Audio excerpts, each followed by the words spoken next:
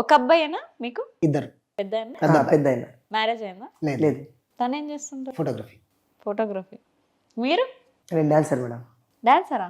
అంటే డాడీ కూడా డాన్సరే చిన్నప్పటి నుంచి. సేమ్ అదే నాకు కూడా డాన్సర్ నేను కూడా అట్లే. ఓకే. నేను స్టార్టింగ్లో డ్యాన్స్ చేసేవాడు మేడం, స్టేజ్ ప్రోగ్రామ్స్ చేసేవాడు. దాని తర్వాత ఆపేసి ఇటు హైదరాబాద్కి వచ్చా రైటర్ అవుదామని.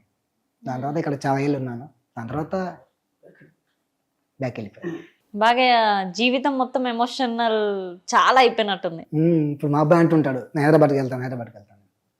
వెళ్తే ఎలా ఉంటుందో వీళ్ళకి చెప్పాను నేను. ఇది పరిస్థితి హైదరాబాద్లో.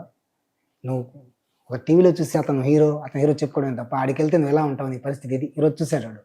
మనం ఇక్కడికి వస్తే మనం ఏమేమి తీసుకోవాలి, రూమ్ తీసుకోవాలా, ఫుడ్, ఉదయం టిఫిన్, ఈ బడ్జెట్ అంట, ఇదంతా ఇంత ఇది చూసుకొని నువ్వు బయటికి వెళ్ళి హైదరాబాద్లో పని చేసుకుని బతికి మళ్ళీ నువ్వు ఫేమ్ అవ్వగలుగుతావా? ఆ రోజులు పోయినాయి. ఈరోజు చూశాడు. అదే గతం నేను అనుభవించాను. అందుకని ఇప్పుడు అక్కర్లేదు.